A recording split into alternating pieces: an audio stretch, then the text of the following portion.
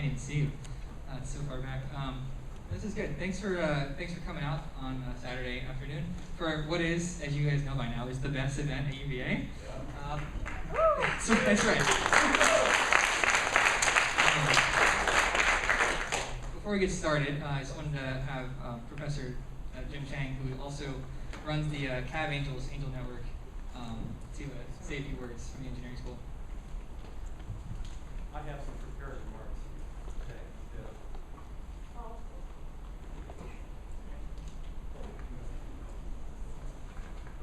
I get nervous when I'm away from my phone. Yes, some of you know. Can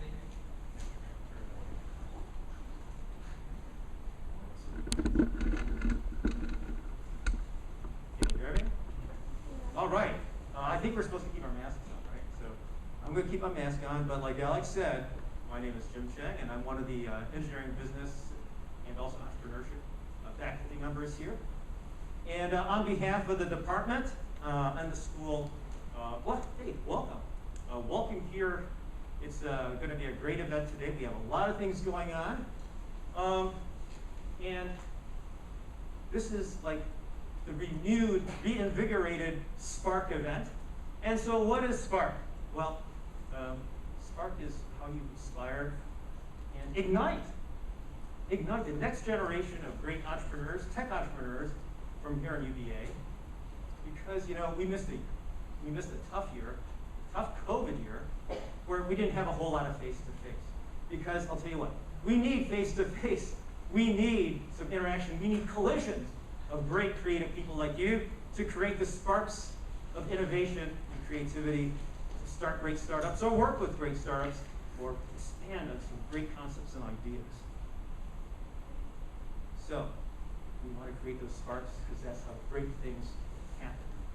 So today, we're going to be hearing from some of your great colleagues or graduated alumni entrepreneurs who've done some great things. You're going to hear some great stories. You're going to hear about their entrepreneurial journeys. All of them sat in the very same seats you sit in right now. I'm sorry. The masks. Do you enjoy sitting there in the masks? Right? So you're going to hear from them. And they were in the same situation you were. And they got that spark. And today, you're going to hear their great entrepreneurial stories. Okay, now, I think we're waiting, because we may have the dean here a little bit later. But in the meantime, I wanted to introduce a couple other VIPs, or at least one VIP over there in the corner. Some of you, if you've been here for more than 18 months or maybe more than 2 years, you'll know Liz Pyle. Liz Pyle is back.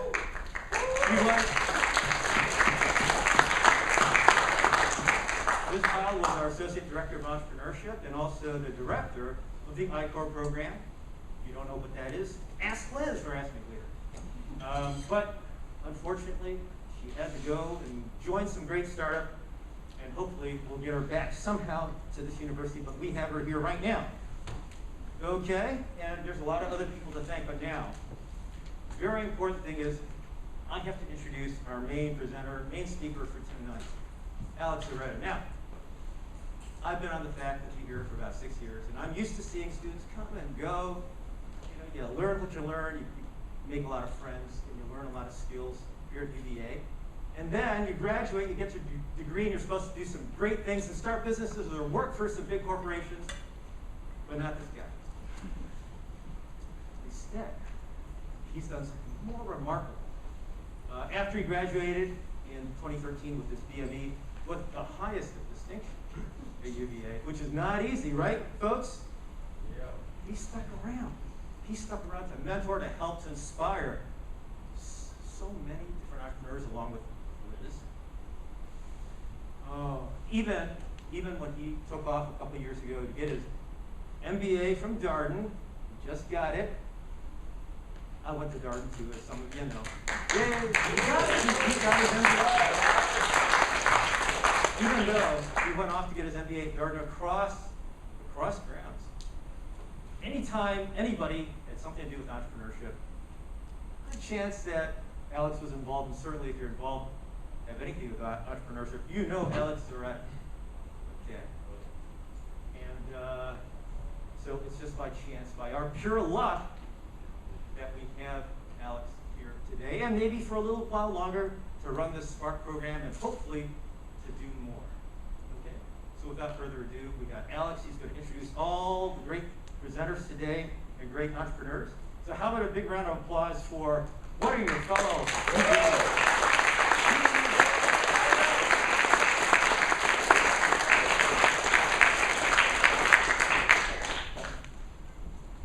Okay, awesome. Thank you so much. So yeah, there's a lot going on here. So you guys are hopefully in the right place. Spark faces the technology innovation. Football game's happening later if you thought this was a football game. Today is a celebration of the entrepreneurial journey. When you guys usually think of entrepreneurship, you see it in pop culture. It's usually glamour. It's the billionaires, who've made a ton of money, starting a garage or something like that. And those are great fantasy stories that are kind of true, but not really. Facebook was working really hard, Mark Zuckerberg and the team, for about 5 years before anything big happened with them. And so this is really about the journey, because not everybody's going to get to the destination that's going to be glamorous, but the journey along the way is very similar for entrepreneurs. It's a hard journey. It's usually a lonely journey, and many people don't usually make it to some sort of glamorous success. But that's not the reason why we do it. We do it because we fall in love with the problems that we're solving. We fall in love with helping the people who have, we fall in love with the helping part of people who have that problem. And so that's what you're going to hear of today. As I mentioned, if you guys saw many of the classes, again, this is the stories of how they went from being literally just like you, and I met them. They were literally like a lot of you, not even knowing what entrepreneurship was, to doing something great that I think is noteworthy, and that's the reason why they're on the stage today. Again, we build great things, but it's really the journey of how we get there. Just real quick, I know, does anyone not know what this is by now, the ACC? I'm just amazed by this. This is great. Okay, well, I told you guys this in your classes, but we kind of dominate in the ACC entrepreneurship competition. And one of the winners here, Alex Singh, is going to be talking to you today. Again, this is glamour, right? Got a lot of glamour, but there's a lot of people who are also in our community working. Just real quick though, the last 6 years, the UVA Technology Entrepreneurship community, we've seen 22 times more students actually working on independent projects, which is crazy when you guys have so much going on. You got social stuff going on, you got classwork going on, you got career stuff going on. Who would be working on their own entrepreneurship project that may not even work out? Well, we have a lot of people, and a lot more people than when Liz and I first started. And we've seen 4 times more students have their first full-time job be their actual startup. And so many of them here, and this is just a select few who we can actually get in the room today because everybody's so super busy. What's our secret though? A real community. And that's really the takeaway I want you guys to find. Sure, it's the hard nights, hard work, working on those problems, getting all the entrepreneurship together. But as I think really the secret is having people who got your back, who support you fully, who understand the struggles that you're going through. That's something that we have here at UVA that very few other universities do well. And so you guys are in a very lucky place to start your journeys with us, or maybe continue them if you started in high school.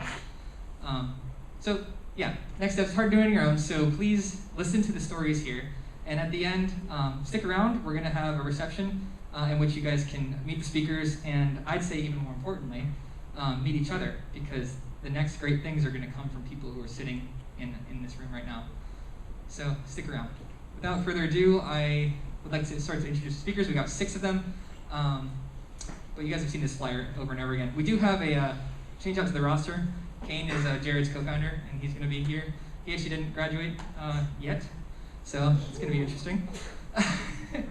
But yeah, without further ado, I want to bring up Simone of Transphone. Just give her a round of applause.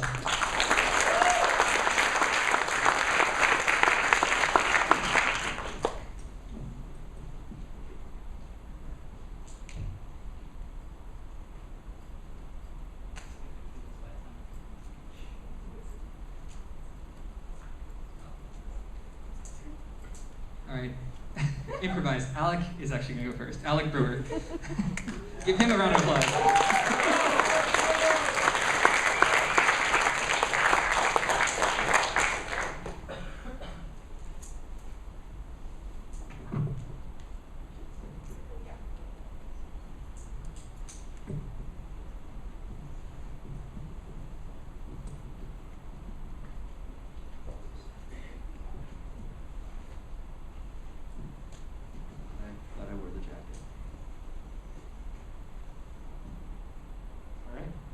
Thank you everyone for coming out here today.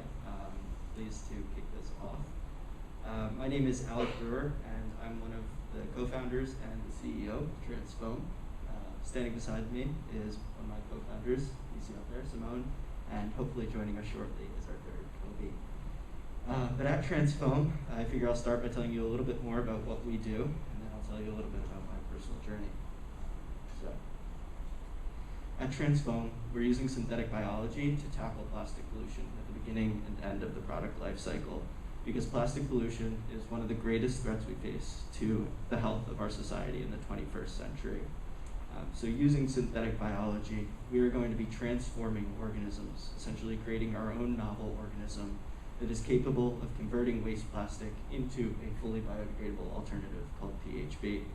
And while it doesn't sound all that exciting, PHB, or better known as polyhydroxybutyrate, is a material that that performs just like the materials that we have all around us in this clicker, the mic, many of the water bottles and cups you have in front of you.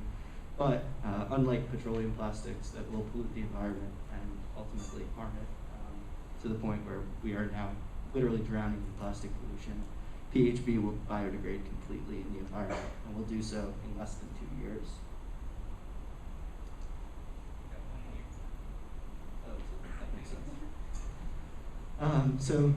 The story I'm going to tell you today is really about myself, but a huge part of my own personal growth over the last couple of years is Transfoam, as I've now been working on the project since we got our start just over 2 years ago.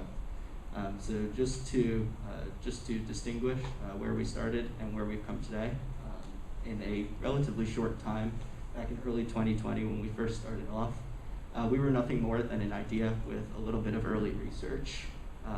We had a team, and a very ambitious team of that, and a support structure that was going to allow us to do the research that we needed to do, as well as to continue growing in ways that we could not yet imagine at that point in time. We were coming off of momentum from the iGEM project, and that's something you'll hear a little bit more about in my own personal journey. But now, today, here in 2021, just over a year and a half after incorporating, we have our own patent. We worked with the university to file a patent on our core technology, just actually earlier this month. This summer, very excitingly, we had the chance to work with interns. Again, another program that I'll tell you more about, the CEVIL BioHub CHIP internship program afforded us that. We were awarded a government grant, an EPA SBIR, which was a $100,000 grant from the government to allow us to continue doing our work. Thank you. And that, in addition to all the other support we've gotten, has allowed us to begin building our own lab space. So now, having just graduated earlier this year, we're working out of our own space on the downtown mall. It's truly a dream come true. And something you'll see extremely relevant to this presentation is that we're very fortunate to now be working with a graphic designer, which unfortunately is not something I was afforded for this presentation. Also important to note, as Alex discussed about the glamour and everything that's part of that seems to be the face of the entrepreneurial journey, it's very much not. And I say that not so much as a word of caution, but just allowing everybody to know that it truly is a journey, and that's what you are investing in here today. So right now, well, a year and a half into our development, 2.5 into our research, we are still very much pre-revenue, and still will remain so for another year. And so that's a very critical part of the journey, and is very much worth considering, depending on which space you're going into. But without further ado, I will also say that everything that we've achieved in that list on the right there could not have been done without the support of all of the organizations that you see here. They've been critical for our growth, both personally and as a company, professionally, and you will see them come up if I have time to even get through my whole presentation with this long intro later on as we go. Still pointing the wrong way. But first, there's some irony here in that I'll tell you that I love to preface everything to death, as you probably just noticed in my 3-minute long intro. But there's something more important here, and that is that entrepreneurship is a journey of firsts.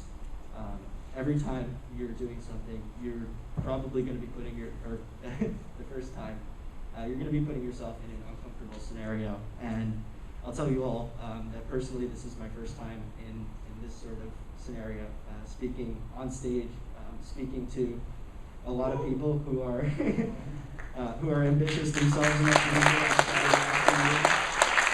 here, and yeah, I'm really appreciative of you all being here and giving me this opportunity. And with that, I will try to give you a snapshot of my entrepreneurial journey. And it really starts back in high school. To tell you briefly, I went to an all-guys Catholic high school. I wore a suit and tie to school every day, and I had my hair cropped above my ears because I had to.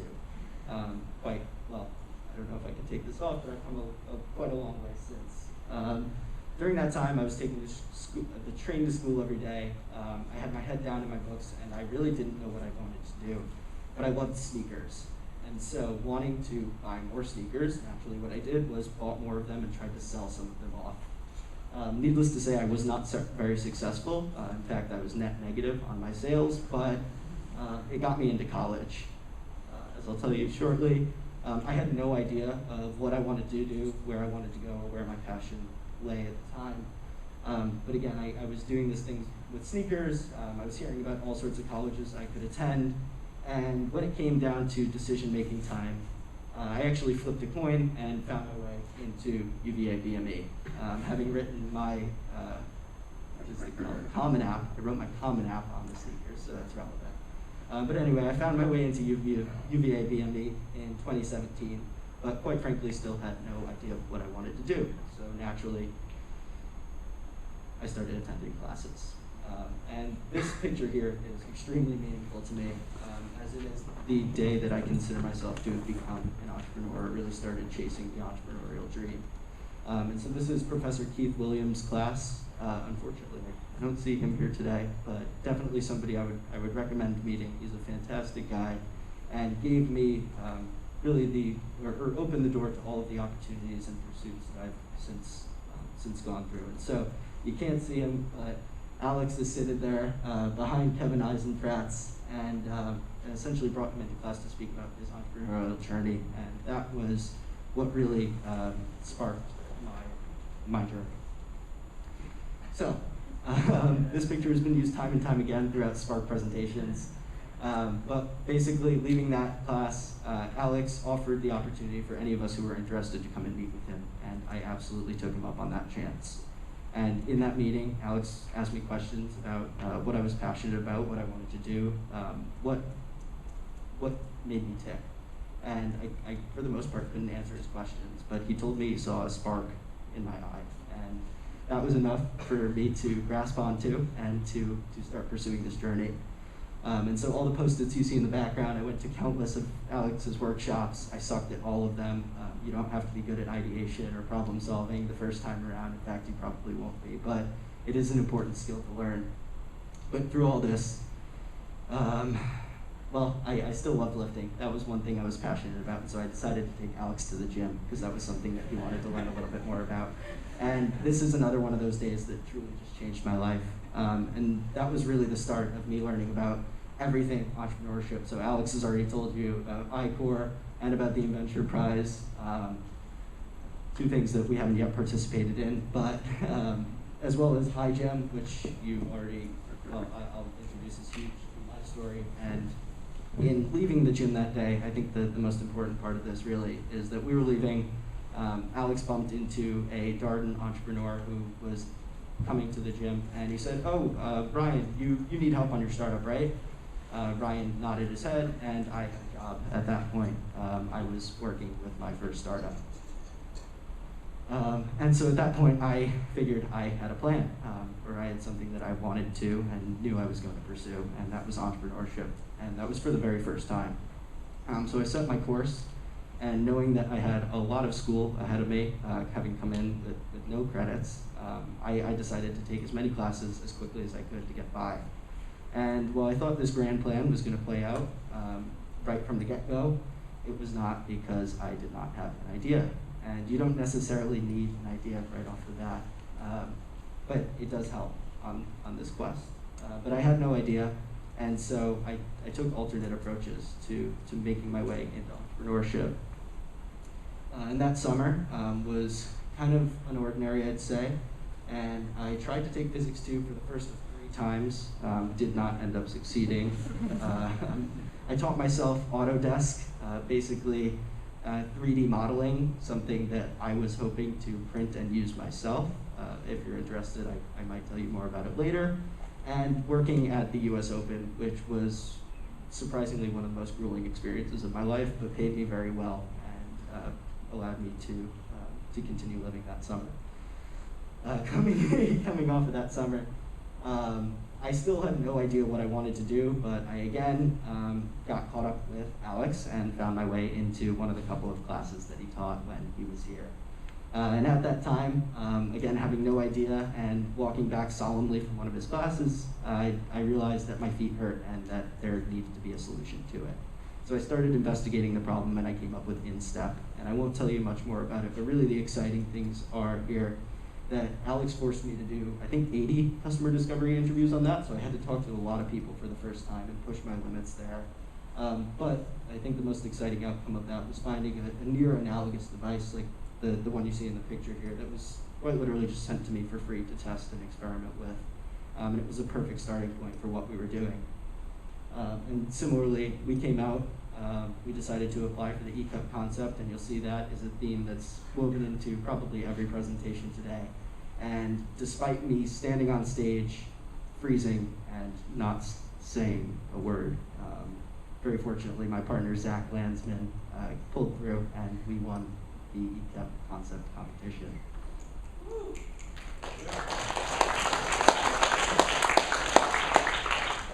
I'll be honest, I wasn't quite sure what to do with this. But coming off of that, I had a couple days of boredom in there, and so in those couple of days, I decided to get a dog. And it teaches you a lot of things about the world and about yourself.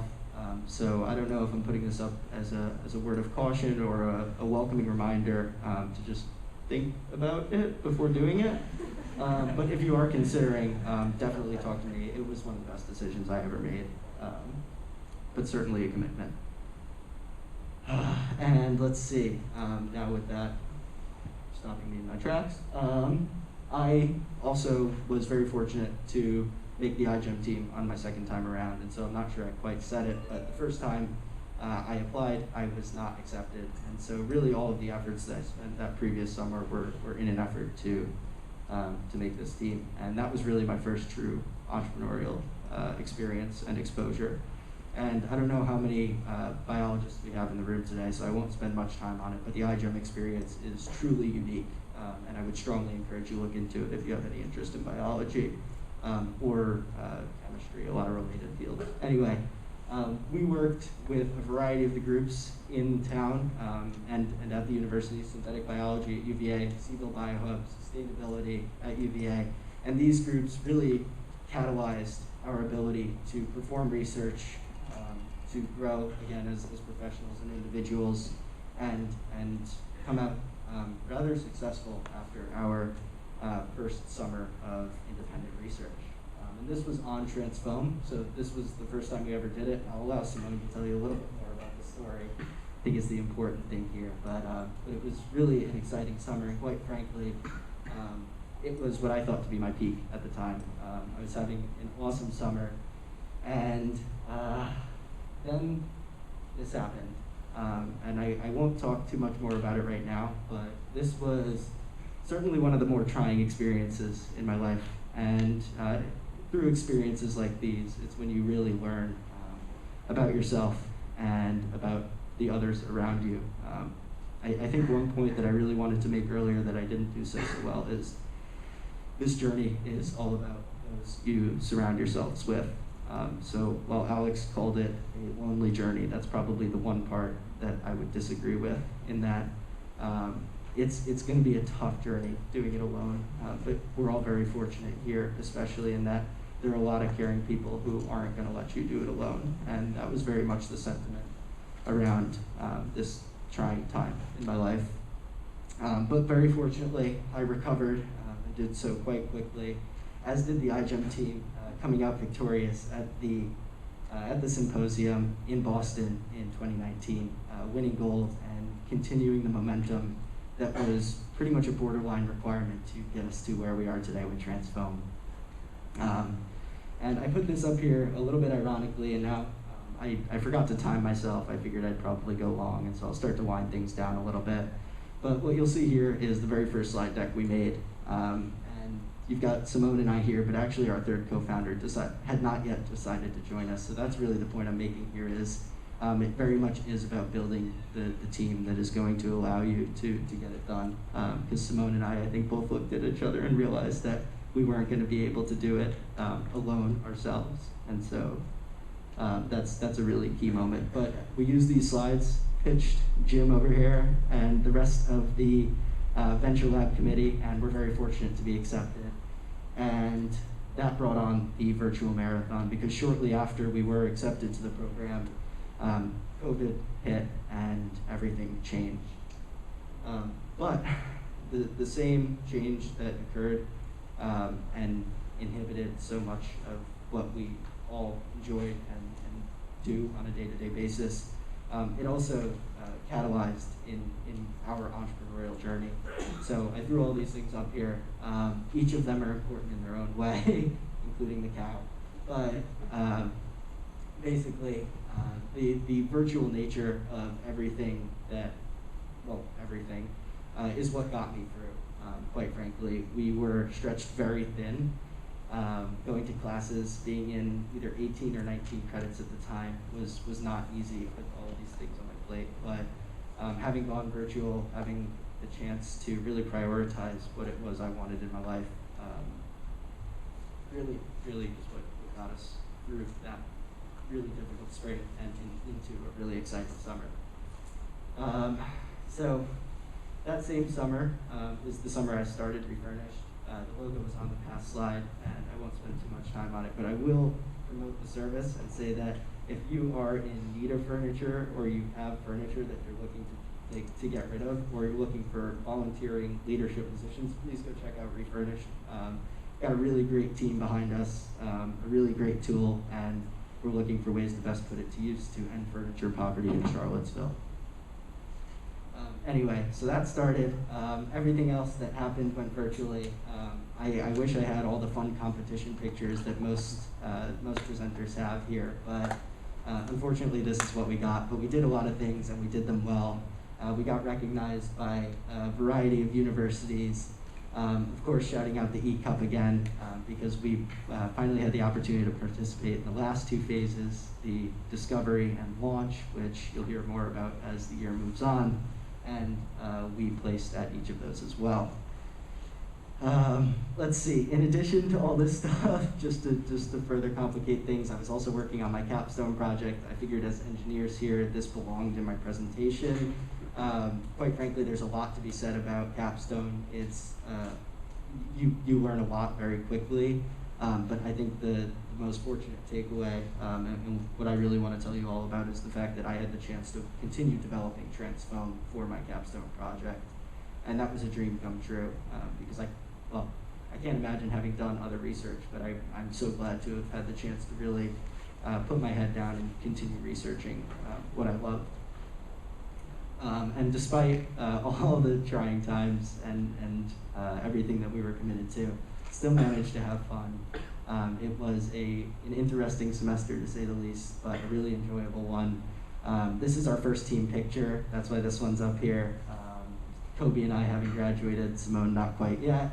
And I got on the news and probably should never have done this interview. But that was graduation day, so that's definitely something for you all to look forward. I'm not sure where in your academic careers most of the crowd is, but I think to actually start closing out now, where we are today is, as I mentioned before, finally not finally, but really, really proud of ourselves and to be operating in our own space. It is very rudimentary, as you can see. We've got a couple more things in there now than it currently shows, but that's the Transfoam lab space. That's my computer every single day of the week, because talking to people is in my preference the fastest way to learn. And will allow you to truly elucidate everything about the problem that you're trying to solve. And I wanted to put this up here as just a bit of a bite in that I said that I didn't have the chance to get all the fun competition pictures that everybody got, but this is the one that Kobe took of me giving our very first angel pitch. Yep. All right, so I felt getting up here that I would either have to tell a really good story or teach some really important lessons. And I know that I'm probably not going to tell the best story, and I'm probably not going to teach the best lessons, but I do want to make a couple closing remarks and things that you might be able to take away from this journey. And that is, it is a very cyclical journey, both in terms of knowledge and emotions, and just, I really want to say knowledge of yourself and your business, the emotions that come along with it, relationships, and so on. This is how it feels. You will constantly think you're at a peak, and then shortly after realize that you're not. And it's those realizations that really allow us to grow and to continue iterating upon what we do, to continue innovating, and continue to make the world around us a better place. But it takes time, and I think that's one thing that I learned slowly, maybe ironically, but it definitely takes time. It's not going to happen overnight. And I don't think there's a plateau of sustainability. I think it just keeps going. And I also wanted to put up some additional lessons. I'm not going to go through them right now. I really just wanted to use this picture for something in my life. And anyway, these are some things that you might think about. I don't put them up as lessons because I think everybody's very different in their approach to entrepreneurship, in the things that they take away from from events like these and presentations like my own. But these are things that I've been thinking about in putting together this PowerPoint, and it's far from limited to this. But I did want to put a couple of them up there in case anything really stuck with anybody. And to make a closing joking remark in that, I did this because, I started this journey and said that I was doing it because I never wanted to have a resume. I wanted what I did, my life, my accomplishments to speak for myself. I'm going to tell you, it doesn't happen that quickly, so keep updating your resume anyway, because people will ask for it all throughout the journey, and you'll never be prepared in time. With that, that was way too long. I'll hand it over to Simone, and yeah, thank you everyone for the opportunity.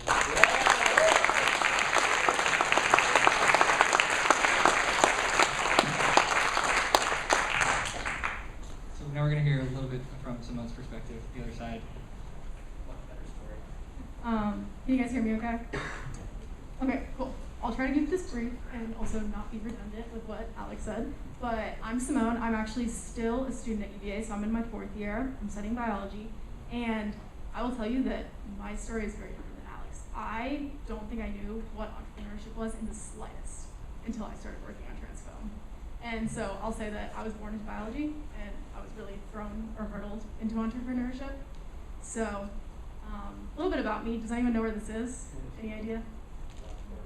So yeah, this is Blacksburg, aka Virginia Tech. This is where I was born. This is where I grew up. And when I say I grew up in Virginia Tech, I literally did. I grew up in my mother's biology lab, pretty much, 2 working parents. I grew up around cells, around DNA, around frogs. I spent my mornings going out with my mom to go hunt for frog eggs before school. So I grew up very much in the most scientific research setting that one possibly could. And growing up in Blacksburg, I'll say, there's not much to do. What you've got to do is what's outside. So I grew up hiking and backpacking and hiking and backpacking and running outside. And this developed a really strong passion, basically for the environment and sustainability within me. I cared so much about the spaces I was in, and I wanted to do whatever I could to preserve them. And so when I was a kid, this was me turning off the AC in my house and not letting my parents turn the lights on, which, does that really amount to much? Probably not. But at the time, I thought I was making a big impact. So sustainability in my mind then was always very fundamental to my beliefs. And so, like I said, I was born the child of microbiologists and biochemists. So naturally, I threw myself into research as young as I could. I started working independently in a research lab in Virginia Tech in high school and presenting my findings at research competitions. And I was super passionate about this. I loved the work. I loved working in a lab setting. And yeah, it was a really good time. I thought that was what I wanted to do for the rest of my life when I was in high school. And when I decided to come to college, I knew that this is something I wanted to continue in my life. And so, having gone through this research, going through peer-reviewed publications, I decided to come to UVA. And this is me, my first day moving into UVA. Very excited. And I decided that I wanted to continue doing research. So I started to look for opportunities. And that's how I ended up in iGEM, as Alec kind of alluded to. And so if you don't know much about iGEM, it is a synthetic biology research competition where you are challenged to solve a world problem. Any world problem you want, basically, using synthetic biology. And so I had this opportunity to do basically whatever I wanted to solve a world problem. And I was working with 2 teammates at the time, and we decided to look at the problem of plastics and see what can you do to engineer microbes to handle this plastic problem that we are dealing with. And like I said, really passionate about sustainability, and I saw this as an opportunity to take my passion and give it a real world application. And so we developed this concept that turned into transfilm that basically take plastic, feed it into a genetically engineered microorganism, and have it, like poop out biodegradable plastic. So we developed this idea. Everyone on our team was on board with it, started researching it, presented it at the competition. Everything went great. We did really well at the competition. A lot of fun. Then it ended, and I was like, okay, that's over. That was fun. We did this cool thing. What are we gonna do next? Like, what's my next research project? And so I took a step back and I was like, okay, I don't really know what I want to do, but I was really passionate about this project, so maybe we continue it. I don't know. And that is when Alec just spoke, and our 2 mentors, Dr. Kuzminski, who was a mentor at the time, and also Dr. Mark Hester, came together and they said, hey, this is a great idea. We got to see the research through. Let's turn it into a startup. And I was like, okay, what's a startup? Like, what does that mean? Are we going to keep doing research? And they're like, yeah, but this has real commercial applications, so like, let's do it and then let's turn it into a product. And I was not sold at the time. I definitely had a negative opinion towards business in general. I didn't know what it was. I didn't know how to handle myself in it. But Alec kind of roped me in over time, just kept pulling me into competition after competition. And eventually I got on board, and so did our other co-founder, Kobe, who worked with us on the project initially. So we developed our team. We were ready to go. We were ready to keep researching. And then COVID hit. And as many of you know, we couldn't go into labs. We couldn't keep doing this. We were like, okay. And this is us. This was also our team picture for a while before we had one in person. This is what we would submit to competitions of our team. This is also how we interacted for probably 8 months or so, completely online. And so, yeah, we didn't really know what to do. We couldn't go into labs. We couldn't continue developing our business. And so we had to pivot really hard. And we did everything in our power to continue researching, which we tried time and time again to get into labs. It never worked. It took us, I think, about 8 months to get back into a lab, but we tried everything possible. And we took this time, and we tried to learn as much as we could about the product that we were developing in the market we were trying to enter. So we entered incubator after incubator, accelerator after accelerator, trying to further develop what we could with the time we had. Because, let's be real, we had a lot of time during COVID. I don't know what you guys were doing, but I was basically baking bread in online incubators. And so a few things that I really took out of COVID as someone learning how to become an entrepreneur during a time where there was 0 in-person interaction is, first, there are going to be unknown unknowns. And I think COVID was a huge one for everyone. But for us, not being able to get into a lab space to continue developing our product, that was huge.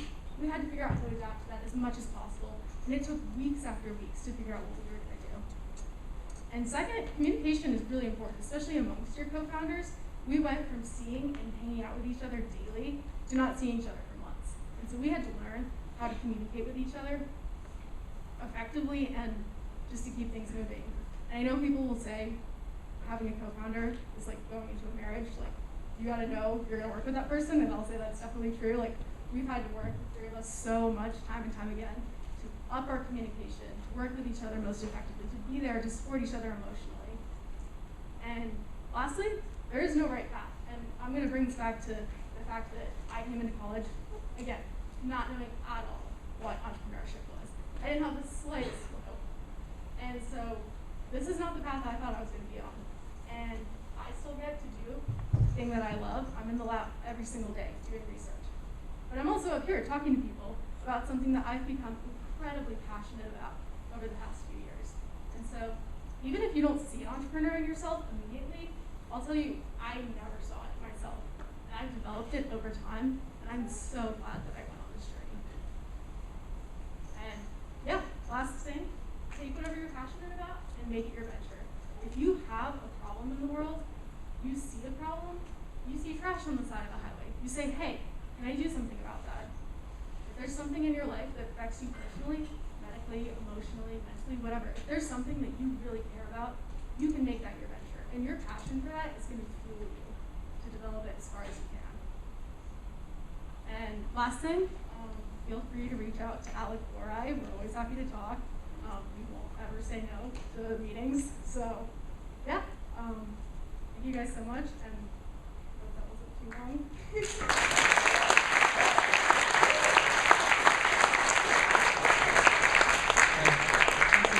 Yes, so for future speakers, I will give you a 2-minute warning, just FYI. But I'm so glad we got to spend more time on the younger ones, because it's a long journey. So real quick, I just want to thank some people who helped make this possible, because this almost didn't happen. There's 2 students in particular, Chris Dauber and Roy Jod, who actually made this thing possible, because we didn't have it last year. They wanted to bring it back. They got Jim Chang, who you saw speak in the beginning. He got on board and made this thing happen. Elizabeth Blankenship, who's the one filming right there, just out here right there. And there's, countless other people who enabled this to happen. Forge, they gave us a table at the activities fair. So that was very entrepreneurial of us and very nice of them. And I promised that I would thank them, so there's that. Yes, so without further ado, our next speaker is, I think, Alex Zandersing right there. So hopefully he has yeah.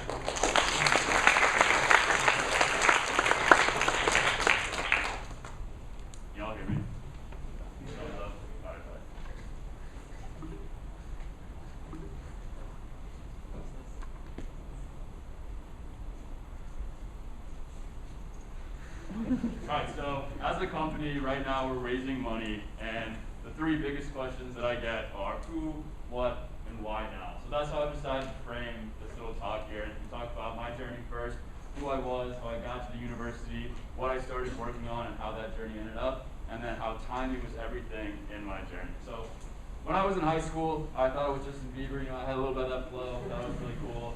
But in reality, I wanted to go to med school. I'm brown. Instilled in me from a very young age, like, you need to go to med school, that's the journey that you need to take. So this is me as a baby holding my dad's like medical journals or whatever and going along that. So oh, it's quicker. You gotta come closer.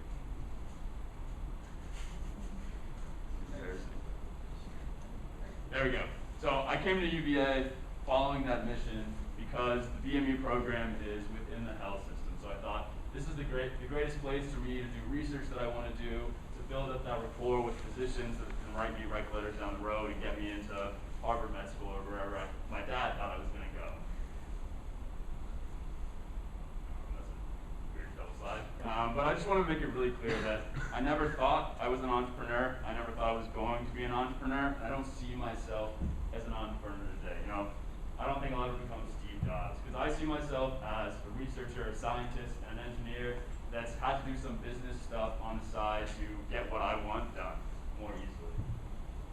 So when I was an undergrad, following along with that kind of medical journey, going to med school, I started off doing research in sports injuries. So we were looking at things called shear wave elastography,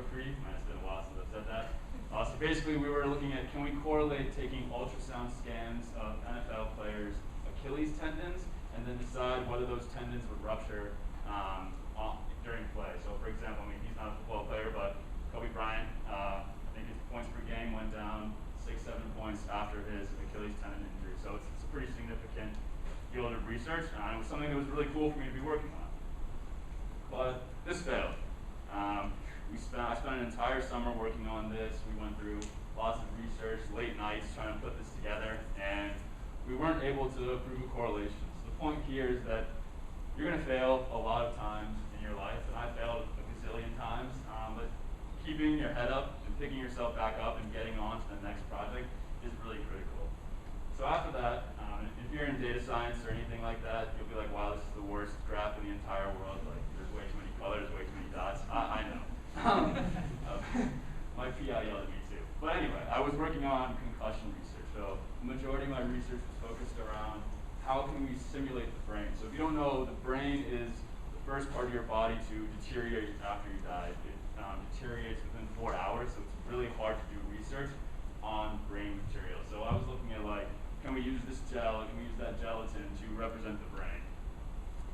And things like this, can we put it into a little vial, rotate it really fast, pretend like there's a concussion, and see whether we can figure out what is actually causing concussion and stuff like that. So that was really cool research, and the point that I want to make here that's really critical is whenever a door opens in your life, take it, hands down, throw everything out the window and take the door. And I know that sounds really ballsy, but if you want to be an entrepreneur, that's really what it's about. It's about taking those risks. So we got into this pretty big conference for concussion research, and they said like, hey, someone needs to go present this research that we've been doing to the conference. And immediately I shot my hand up, said me, pick me, send me there, I'm going. And I was the only undergrad to present research in that room. Everyone else is PhD, so certainly a lot of imposter syndrome, but it gave me the confidence that I needed to go out and continue doing what I wanted to do. Keep walking away from the clicker. You would think, as an engineer, I would be smarter than that. But so I really like the phrase, if not you, then who? Same with that concussion story that I just told. If it's not you that's going to take the journey, then who's it going to be? It's going to be someone else. So if it's something that you're really passionate about, again, just go out and do it. So this is a my bad. This is a quote by Viktor Frankl, Holocaust survivor, esteemed psychiatrist, and he wrote a book called The Meaning of Life. But he really talks about how the meaning of life is not something that can be abstracted. You can't come up with a theory that says, this is the definition of the meaning of life for every individual out there. He really focuses in on the meaning of life is specific to each individual and solving the problems that come to them. So this is really where my journey starts. When my brother and I were young, we were both diagnosed with scoliosis. If you don't know, that's when your back is extremely curved. And unfortunately for him, after years of conservative treatment, he ended up needing to get spinal fusion surgery, which is a pretty cruel and invasive surgery. And then,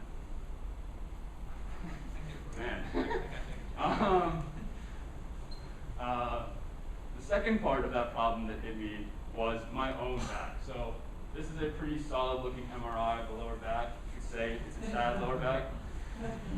I tried to be cool and young. But I have the same great smile, but not the same great back. This is an MRI that was taken 2 years ago. You can see my back is pretty bad curvature, lots of disc hernias. I actually underwent surgery myself for that. And I came to realize that I'm getting a degree in biomedical engineering, and I'm doing really cool research, but I'm not doing something that I'm particularly really passionate about and I want to solve myself. And that's how MISH started. So really it was just a research project in the beginning. What I actually did was I put together a flyer in Microsoft Word and I sent it out to the entire engineering school and said, hey, my name is Alex, I'm doing this.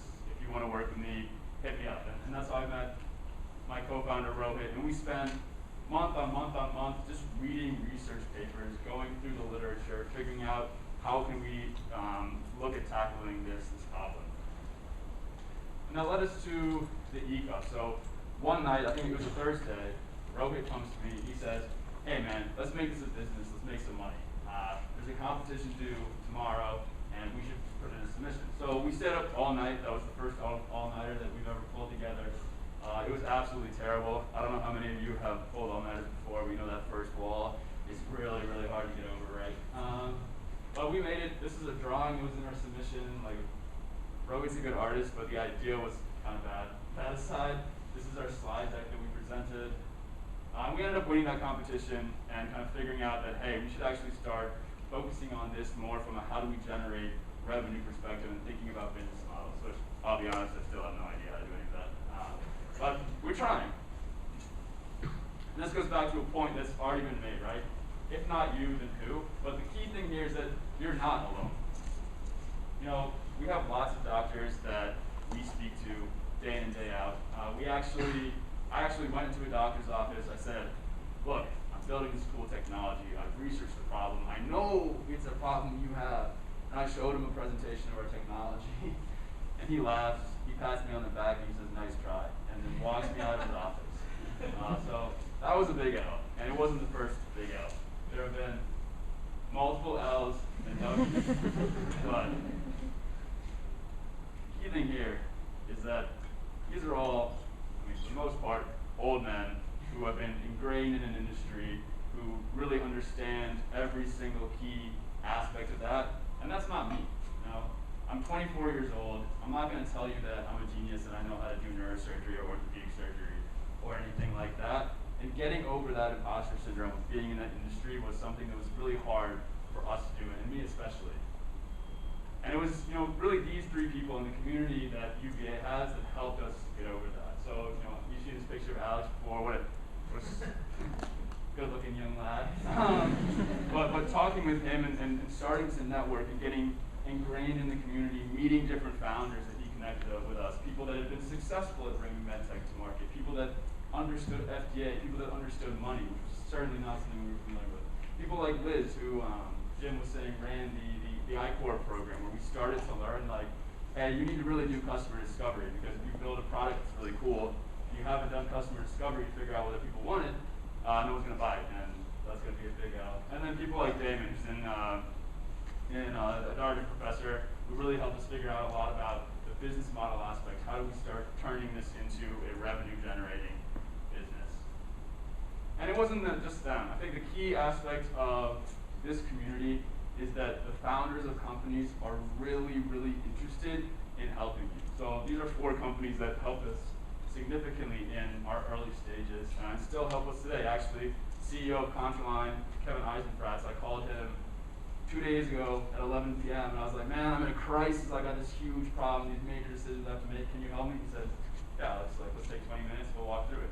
And that's something that I don't think you're going to find anywhere else, and I think it's a really good reason that if you're interested in starting something, or if you want to get involved in an entrepreneurial aspect in your life, UVA is the best place to do it. And then we were also part of this Pike Fellowship, which kind of brought a bunch of entrepreneurs into the same classroom, and it was similar in that aspect where we were all learning from each other. You know, someone doing some financial management platform, someone doing a sports thing. I don't know if any of you have heard of U-Ball, but Tim Shields was in that class. And being able to essentially mastermind and come up with solutions to our problems, not just from people who understood medtech, but people who could look from outside of the box into the box and help us on that journey. Yeah, Alex, one more minute. Oh man. All right, we'll skip this. We'll just go through it. Yeah, community supported. We'll go to why now. So my girlfriend at the time when I was in 4th year, unfortunately, was not Blake Lively. But she got a job, and I was like, oh man, she's got a job. I need to get a job. So I ended up getting a job. I worked at Deloitte Consulting. Everyone told me it was a can of worms. He told me it was a can of worms like 100 times. And I was like, all right, you know what? I don't have any money to go to a startup right now, so I'm just going to work in consulting and do it. But I ended up doing this part-time. I worked like 18-hour days, doing both of them essentially full-time, which really, really sucked. But Deloitte ended up really helping me. I worked at the FDA there. I got an understanding and insight into the industry. I got certified in cloud computing, machine learning. I won Deloitte's startup launch competition with them and ended up working with Deloitte Catalyst to launch a well-being platform for them, which was really key to see how like corporate entrepreneurship really works. And then I came back to Mist. I said, COVID happened. I said, you know, I'm tired of working this job, this 9 to 5, going to meetings where like I'm just sitting there taking notes, which is not most fun. I mean, you're gonna have to do it in your classes, right? But once you graduate, you kind of expect that the note-taking job is gonna end. So I quit that job. We moved into an office in Richmond, Virginia. This is it here. It's pretty shabby, but who cares, right? We're building a business. And today we have 7 pilots ongoing with hospitals up and down the East Coast. The Air Force is becoming one of our partners to bring the entire DoD hospital network onto our platform. And we're working with a conglomerate of hospitals out on the West Coast to bring essentially the entire West Coast hospital network onto our platform as well. So last note that I'll end on, this is my phone number, write it down. I am more than happy to talk to anyone about my journey because the people that did this journey before me did it for me. The Kevin Eisenfrats, you know, Amir and Tyler from Agrispheres, Kenny and Jared, the people from Game Bites, sorry, brain right there. But I think that, you know, this community is really important to me, and I want to make sure that, you know, you all have the same opportunities that I did and can take the same journey that I did as well. With that, thank you.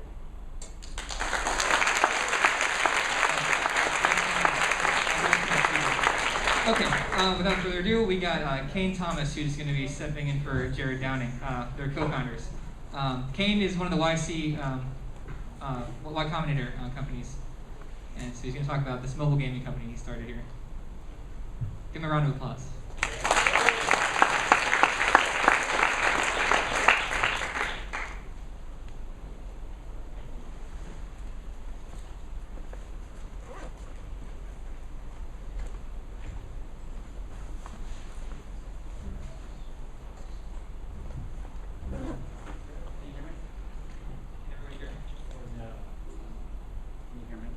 Can you hear him? Okay, cool. All right, so I am not going to be talking about e-bikes for the most part. I'm just going to be talking about entrepreneurship in general and kind of the pseudo journey here. There's a little too many things that went on while I was here in entrepreneurship, so I'll try to keep it brief. But first, like who I am, why you should be listening at all. I also went to UVA, didn't graduate, came very close, but I've made apps that have millions of downloads and went through Y Combinator with my company, Game Bites. So it all kind of, it really started like my second day here at UVA. I was like, all right, came here, I wanted to do entrepreneurship stuff. I said, who do I talk to? Immediately was directed to Alex and Liz, and immediately knew that like, I was like, okay, these are the people I need to like, you know, be in their community. They had everything, you know, going, and being plugged in immediately into this community UVA was great, and I mean, they were just indispensable for that. So, you know, they actually, my first winter break, they set up a thing like where some people who were working on projects came back a week before break was over and just grinded, and they helped a ton with what I was working on at the time was a online SAT tutoring thing. It was a bad idea, don't do it, it didn't work. But they helped a ton with the iLab application, and that summer got to work full time on it, and also that was invaluable to like my journey and just being able to work full time and see what that meant. I didn't know how to code or make anything, so we spent all of our iLab money outsourcing, which was the worst mistake, and I'll come back to that. But it was a good learning experience. It was me and my co-founder Alex at the 2016 iLab thing. And so what was most important about getting plugged in that community was not that my project that I was working on worked or it helped work, but I met people who I realized I wanted to work with really badly. And so from there, you know, we just started building. So we built like a lot of things. This isn't even all the things. We made apps mostly, but you know, like none of these things work like at all. So, you know, don't worry about, you know, your stuff not working. I'll come back to that. But after graduation, we were lucky enough to go through Y Combinator, which is a great startup accelerator. And I thought going there, I was like, great, they're going to give us all the answers to the secrets to like, you know, building a startup. And it was great, but I realized they just did the exact same thing that Alex and Liz were doing for us here at UVA, just with people at different stages. So every 2 weeks, we got together in a group, and with like 8 other people, which again is exactly what we did with Alex here, and went around and talked about what we did to keep each other accountable, and then all the partners just said, please work faster, and that was it. So again, same thing, Alex did the same. So there were, just so just a few important points here for if you want to build your own stuff. Like, I really think these are the only things you really need to know if you want to build your own stuff. And the first is what all the speakers have been harping on, like building alone is possible, sure, you can do it, but it's inefficient. You're not going to move as fast as you could. There's two layers to that. One is having co-founders. I think that's like, just, you have to do it. If you don't, I mean, it's okay, don't force it, but be on the lookout. At UVA is going to be the best time for you to find these people that you want to work with in the future. There's not going to be another opportunity really for you to do that. You go off to Google or Deloitte, these people want to keep their jobs. They're making good money. They don't want to go and do your crazy startup. So, now is the time to find those people. And it's going to let you go faster. So, the next thing I saw a lot of, and succumb to myself, I didn't know how to code. I thought I wanted to build a web app. Okay, why do you think you can build a web app if, a company, if you can't code? And saw a lot of people, at UVA with the same problem. I have this idea, if only I had someone who was a designer or, make apps or a website, whatever. You need to learn how to do this stuff yourself. And you don't have to be like a super coder or a super designer or whatever it is you're building, but if you can at least get that basic version out, the people who do have those skills are not going to want to come help you. And so you got to learn. That's going to suck. Whether it's coding, spend a week on Code Academy and then just get to building your thing. Don't get stuck in tutorials or any of this stuff. Just build your thing. So the other thing we saw a lot about is a lot of talking about building stuff. Like you get together with the team, find some people, you're like, oh, we love this idea. You get together every week, when you're not in your classes, you're both free, and then you talk about it for an hour and you whiteboard a bunch of stuff, and that's good once or twice. But then if you do that for 2 months, 3 months, you're like, man, we've been really whiteboarding, huh? And you start to feel very, very accomplished because you're like, man, I got a real plan going here. But then once you put that plan in action, you're like, oh man, this was not. I just wasted a bunch of time. So please just start building your thing. There's no. If you're making a ton of excuses for what your classes, whatever, it's not gonna happen. You just gotta do it. There's nothing more to it than that. And again, what really helps you do this is being in a community of a bunch of other people who are consistently executing. And then you feeling like, oh man, I can't lag behind these people. I don't want to get, I want to keep up with them. So that's a main motivating factor. That's one of the main reasons why, we were able to build 16 different apps and have all of them fail in the span of 3 months and just keep going and do the next thing. So that's, again, to that point, when something is working, when you get that base version out, to whoever is supposed to need whatever you're making, if they aren't immediately interested, no matter how bad it looks, no matter how basic the version is, you start getting those responses, you need to reevaluate what's going on and why, because those people are probably the first people that come to mind as to why, okay, who's going to need this? I think there's a little bit difference in maybe hard biotech stuff, but whether it's apps or websites or design, these things, you're going to know if it's working, you're going to know if people want what you're making, and if you don't feel that, then it's not there, and you have to cut your losses. Saw this a lot, people working on something for years and then just kind of get into a lull of the, well, maybe if we tweak this feature, do this extra thing, people will want it. And I have never seen that be the case. I've never seen that one additional feature be the thing that fixes it. You've got to start over. And we went through Y Combinator with an idea that we don't work on at all right now. It took us a year after even Y Combinator to get up to something real. So, it could take some time, but that's just what you got to do. The faster you cut it, the faster you can get to the next thing that might work. So again, these are the only things that I think matter, truly, right? Write these down, take a picture, whatever. Building alone is inefficient. Learn to code, design, 3D model, whatever it is you have to do to build your thing. Please don't talk about building for months. It's not helpful. And if something isn't working, move on. All of these things are so much easier when you're surrounded by a bunch of other people that are trying to do the same thing. They become exponentially more difficult if you silo yourself and you're going just oh, I'm just going to hack away at it. There is times for that, but at the beginning is typically not the time for that. That's when you need that motivation. That's when it's going to be the most disappointing that something doesn't work out. And Yeah. 1 minute. Perfect. Okay, time to plug my own thing. So Game Bytes, I'm sure a bunch of you have played iMessage games before. Game Pigeon, I don't know if you know what it's called, Game Pigeon, but iMessage games. And so you know there's only one iMessage games. We built new iMessage games.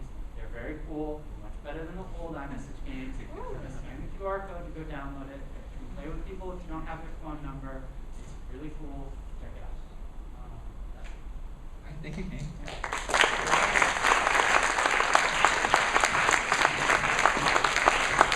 The mark of a great entrepreneur is that you have an ask at the end. All right, next we have Amir from AgroSpheres, 2016 graduate, and they are about to raise their next Series B, I think. So give Amir a round of applause.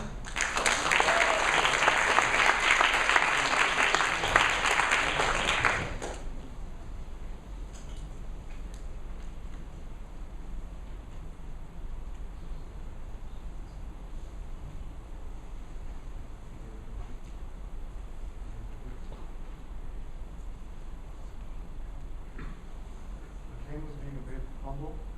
Graduating was a big hit. Amir, could you pull this pull closer to you? Because I think we had some volume issues in the back. Can you guys hear me? Yes. I'll hold it like that. So, my name is Amir, one of the founders of AgroSpheres. Just want to get something out of the way. Last time I was here, 2017, I was graduating. Before I spoke, Evan Edwards came up and surprised me with the trophy for Student Entrepreneur of the Year. Took the trophy and just left, didn't even speak. So is Evan coming this time? I think they're waiting till the end this time. The AgroSpheres, we invented this syn biotechnology that lets you use genetic engineering without the genetic contamination. So you can really engineer this thing to do very cool things. And the first thing we did was we made a spray that degraded pesticides. This is our team in undergrad doing undergrad things, taking pictures of the lawn. I think Alex took that picture. Just happy the rotunda isn't under construction. And now to speak a bit about AgroSpheres. Our vision is a future built by nature's technologies. We live and breathe this vision. It's the first thing you'll see on our wall, this picture of the vision and our Saga trophy from last season. At AgroSpheres, we really like to say we are powered by technology. We didn't always have this technology. It takes a long time. As my mother liked to say, it takes a village to raise a child. Just say something on there. I use the same phrase at work these days. It takes a village to raise a technology. Inventing it is the first step, but then you got to develop it, you got to deploy it, you got to teach people how to use it, and to actually get meaningful impact in society, you got to have buy-in. So that takes a lot of work. Inventing it is the first thing. Before we had the technology, all we had was entrepreneurship. Oh, there we go. That was the problem. So, entrepreneurship. What is entrepreneurship? How do you pronounce it? I can answer one of those questions. My favorite definition of entrepreneurship was, it is the manifestation of your thoughts and aspirations in the real world. You got this from Rick Kulo. I really like this definition because it's very inclusive. I really think to be an entrepreneur, you don't need to start your own company. You can be very entrepreneurial in your classes, in your personal life, in your work life. Some of the best entrepreneurs I've seen have actually come from, some big corporations. Now, what does an entrepreneur look like? Please reference the image to your right. That is my co-founder Prime and partner in crime. Yes, those pants are Lululemon, and he has a pair of Allbirds. But what is Prime doing? He's being an entrepreneur. We're out at Veritas Vineyard conducting our first field trial. Why are we out there? You see Zach back there working hard, and Prime's delegating. It's called teamwork. When we started raising our first seed round, investors told us, you can't raise money without field trials. So we told them, say less, we'll be back in a couple of weeks. Ran some field trials, they went well. That's the picture of us with our first mentors, Alex and Liz, at the ACC. They really care about the ACC competition. So they taught us how to pitch and win competitions. We won the ACC. I know UVA really cares about it because they kept the trophy. I think that might be it. So, but the one I liked the most was the Collegiate Inventors Competition. At this particular competition, we met a lot of very cool inventors. Met the inventor of the CO2 laser, met the inventor of the Kodak disposable camera, and I actually got to sit next to these individuals at dinner. And I was trying to act cool. Asked this guy, tell me something from your life. What he decided to talk about was his first girlfriend. Very surprised. But the point I'm trying to put down is, all these people, even some of our humble accomplishments and some not so humble accomplishments, such as the camera, such as inventing the camera, all these people started off as very mundane, normal people, and if they could accomplish these things, I think anyone here could accomplish these things too. A few things we learned on our pitch tour. Everyone hates pesticides. Engineers have the best business ideas. I hope there's not too much jargon in this room.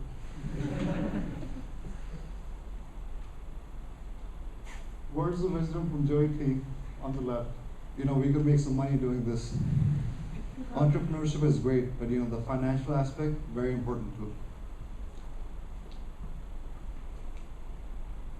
Joey T was right. Got a big check. Unfortunately, he spent it at Chaps that night. But it's okay because he went on to be a great star. Joey T getting his makeup done. Part of our founding team. While Joey was getting his makeup done, we had Seth plotting world domination. That's us outside DC, outside Congress. We were invited to speak at the Small Business Committee. So we went to the Small Business Committee, spoke a bit with Congress. It sounds more elegant than it actually was. No one actually paid attention. We spoke about what the government could be doing to help entrepreneurs, small businesses, and all that. And Seb also won the second E-Cup after AgriSpheres won the E-Cup. So after winning 2 E-Cups in a row, we got very confident. Went to protest the pipeline in Richmond. That's a picture of Seb. Millennials are taking over. I'm sorry, Gen Z. So the response we got to 2 of these things, Congress and the governor on the pipeline, was the same response I got from my dad when I was to say, we're going to change the world. We got to do something about these pesticides. A bit funny, but there's some wisdom here. It takes a lot to get buy-in. You can have the best ideas, the best technology, but without buy-in, you can't impact change. This is where I got some great advice from one of our recent mentors. Rob Fraley, we'll get to him in a bit. You'll need more friends than you think. A common theme everyone here has been talking about. You'll need a community, you'll need more friends than you think. We actually had to travel quite a bit for our first seed round. We had to travel to Turkey.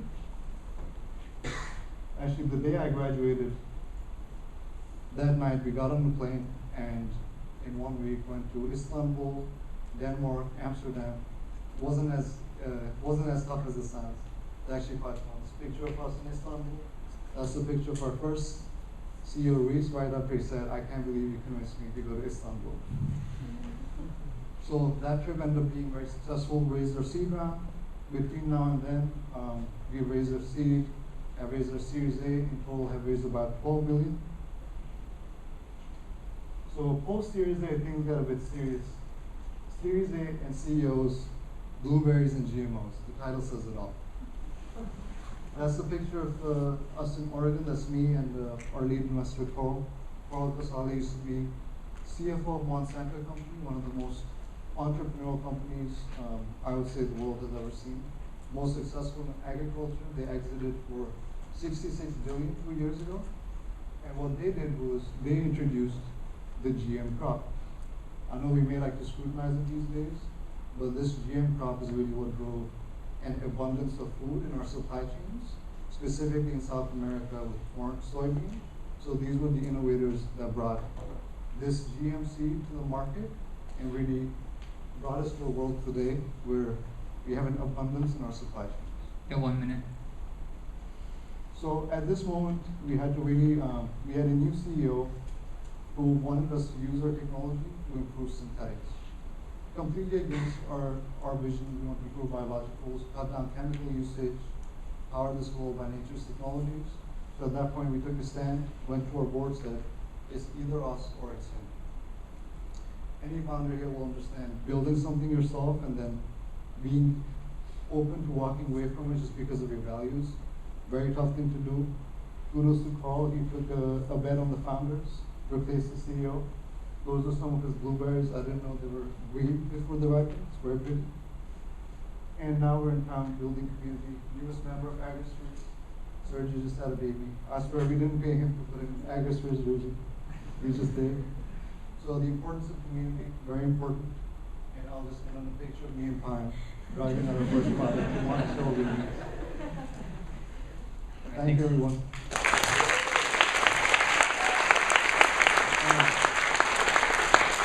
Last but not least, we have Wood Hunter, a double who. Give it up for Wood Hunter.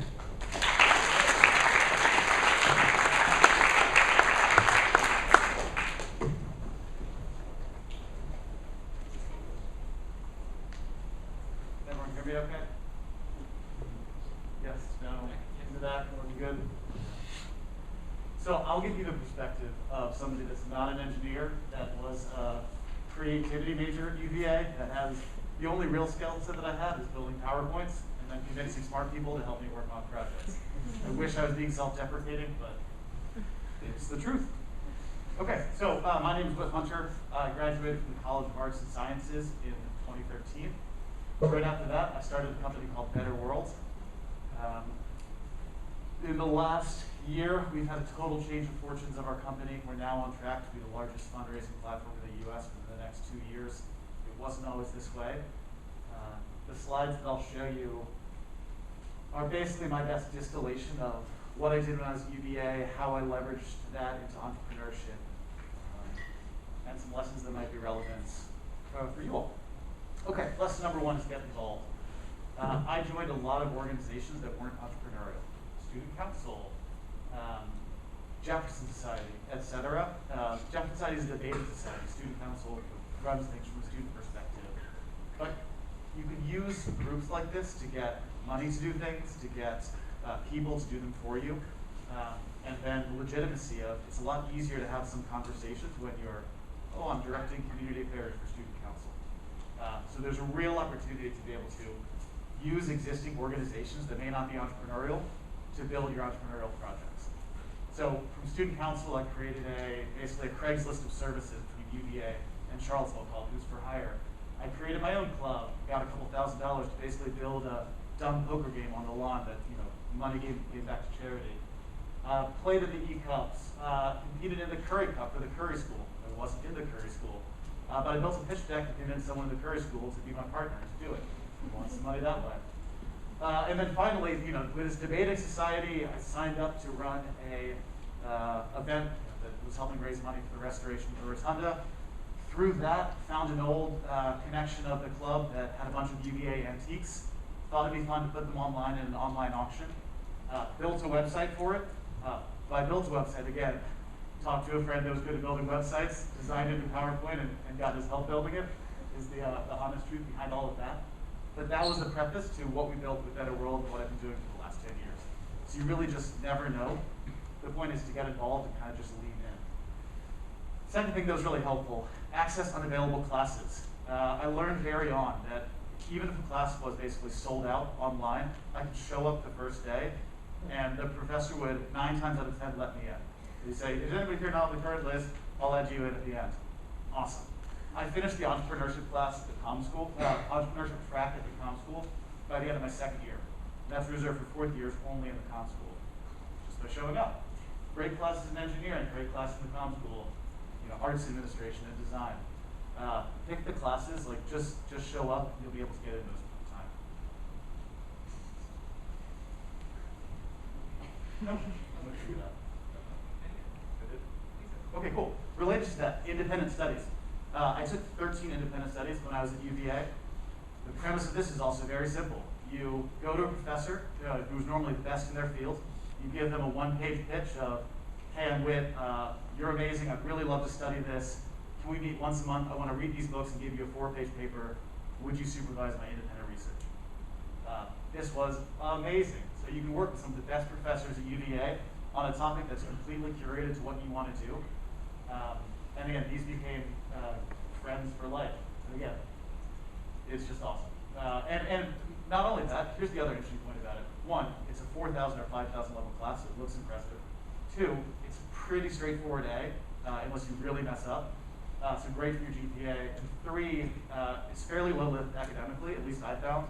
I was a lazy student, but that's kind of what I wanted to do. But having it be low lift academically created the space for me to do other projects. So I'd be doing a couple independent studies a semester, and I just built a bunch of stuff, which is my real education. Okay, we talked about this, but just hang out with other entrepreneurs. Go to events like this. Go to Charlottesville entrepreneurial events. You'll meet people, you'll meet mentors. All of us are happy to help. This is how we all got our starts as well. I feel like people have covered this, so I'll just skip it. Offer to work for free if you can. It's such an easy pitch to be able to go to someone. Who are the most successful people in your network? Say, I will get coffee, I will get your dry cleaning, I will do whatever you need me to do. I just want to be around. Because again, I had very little skill sets, but I was able to get into the top venture capital firms in Palo Alto, worked with startup, doing men's clothing, things I had no business doing. But the pitch was, hey, look, don't pay me anything, let me get in the door, let me be helpful, and then all of a sudden you're learning more. And we had both these people I think ended up paying me, $1,000 a month. But again, the pitch is, assume that you're going to provide zero value to the company, and that it's going to be paid to have you on board. So just make it as easy for them to say yes as possible. I'll do whatever it takes. I'll get coffee, etc. Related to that, anybody will talk to you, given that you're a UVA student. So it's super easy to go to anybody in the community. You literally can draw, the mayor, the president of the university. If you reach out to them and say, hey, I'm a first year at UVA, I love what you're doing, can I get 10 minutes of your time? You pick the time the next 2 weeks, I'll find a way to make it happen. Everybody will say yes to this. So take advantage of that. Meet with all of the coolest people in Charlottesville. I did an independent study on this one called One Lesson, where I talked to who are the most successful people in my network, and I asked them, what does it mean to do well and do good? So, how does a car dealership think about ethical business? How does a billionaire coal miner think about ethical business? How did the president of the university, what did it mean for them to succeed and give back? A super open-ended question, but again, that helped build these networks of people that eventually invested in my company. We talked about this, but produce lots of bad ideas. Just produce stuff. Your first ideas will be terrible. Pick the Pet was hot or not for dogs and cats, where you could upload a picture of your dog and people would vote on whether it was attractive or not. Charity, not even worth mentioning. One of my worst ideas, and this got me the internship with the VC company, was I pitched domain name registration for business school students, where basically I would look at the top business school students, I would buy theirname.com, and I would sell it back to them in 3 years for a profit. Awful. I've done it to my friends as a joke, and if you want your friends to not like you, do this to them and buy, withhunter.com and watch them squirm. Take advantage of your summers. There's going to be a pressure to work for prestigious firms, but I don't know. At least my opinion is no one cares what you do during the summer, as long as it's interesting. So first year, worked in startup. Second year, venture capital. Third year, I went sailing and worked on my own stuff. It's a really risk-free time to kind of do whatever you want.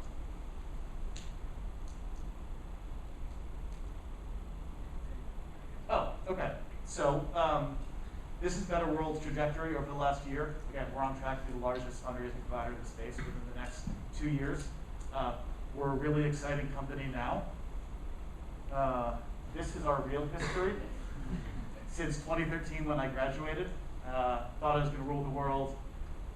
Started sleeping in the bed at the office. 27, or I think I moved out, or 25, moved back in with my parents. Moved back to sleeping at the office. Applied to business school because it wasn't working out. Made a couple lucky shifts in our model, and then all of a sudden we're a totally different company. I guess the point of that is to say that nobody really knows what they're doing. You can't, I could just as easily be applying for a job at Google, or if they would even let me in.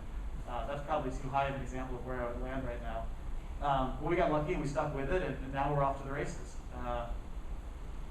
But so you don't know what's going to happen. You might as well. I mean, the keys that we've seen are working hard, get 8 hours of sleep.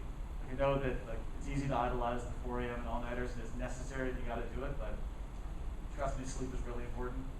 Keep a low ego. Again, assume you know nothing and just keep a learning mindset.